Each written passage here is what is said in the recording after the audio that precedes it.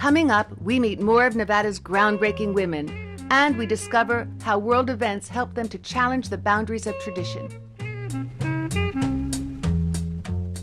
In 1930, the state of Nevada, like the rest of the nation, suffered from the contraction of the Great Depression.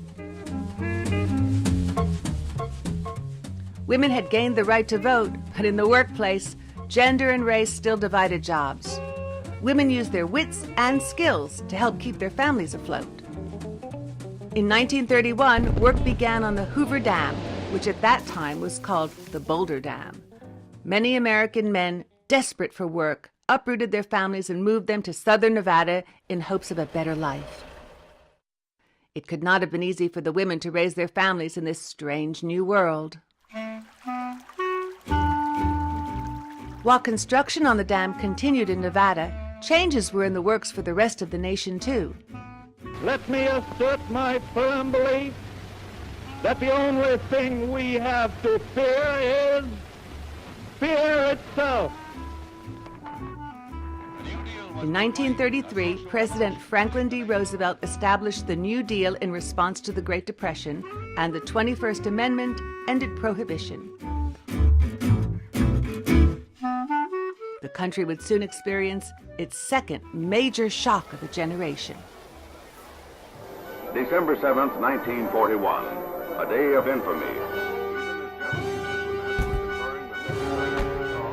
It was less than a decade later, in 1941, that the attack on Pearl Harbor catapulted the U.S. into World War II. As American soldiers went overseas to fight, women across the nation rose to a new challenge.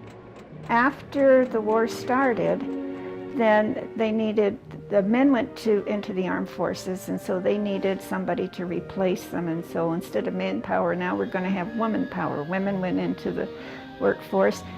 We are more familiar nationally with the image of Rosie the Riveter, who entered industry and built airplanes and ships. In Henderson, it was Magnesium Maggie. Basic Magnesium Incorporated, which helped establish the town of Henderson, was a production plant that supplied magnesium during the war. Magnesium was used to create incendiary munition casings and various airplane parts. Women worked side by side with men in the plant in several areas, including mixing the necessary chemicals. The theory was that if these women, if you could give them a formula, much as the cake recipe, they could mix the chemicals safely, and it worked.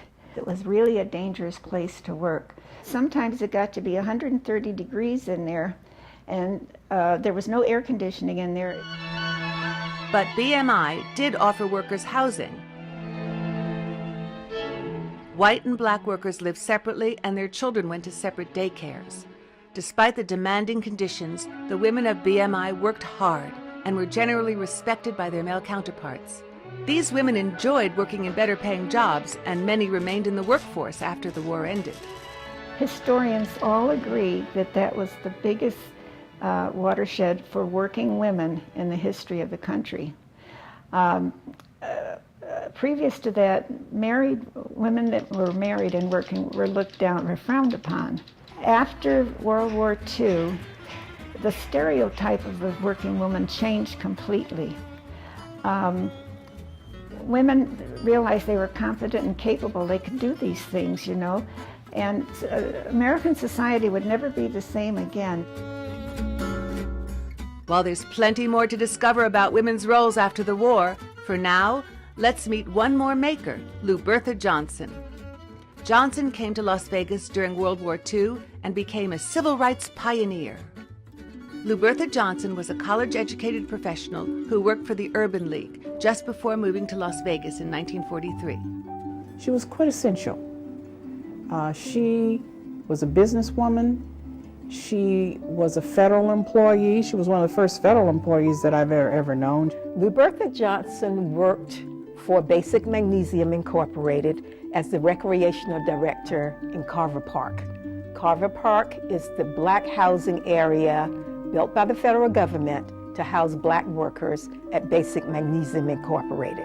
At the time, blacks were segregated from whites in Nevada. in schools, in casinos, in housing.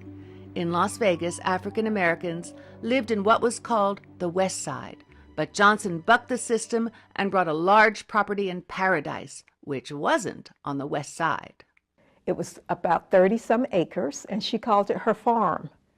And it's where she raised chickens and a few farm animals and vegetables and all kinds of things. Johnson's farm became a popular gathering place for the black community. In 1945, as World War II came to an end, Lou Bertha Johnson became involved with the NAACP. She would later become the president of its local chapter. Johnson also earned the distinction of being Southern Nevada's first black nurse. Over the years, she continually served the Las Vegas community in a variety of ways. She started this nonprofit organization called Operation Independence, where they provided educational services, training, child care to people, to individuals, so that they could go out and find employment. Johnson was a powerful voice for equality, social change, and education. Despite barriers related to discrimination, she never ceased seeking out opportunities for herself and others. And this is the epitome of a maker. Lou Bertha Johnson lived in Las Vegas until her death in 1989. The efforts of individual women and groups of women greatly affected the course of Nevada's history. Next up, we hear why three modern makers think it's important to recognize the accomplishments of people in the past. We need to look back and say, these are sacrifices that were made for us. These are people who lived and sometimes died for us. I feel like those women were great. I feel like they did as much as they know how to do while they were doing it. I don't know, do we need to know who George Washington was?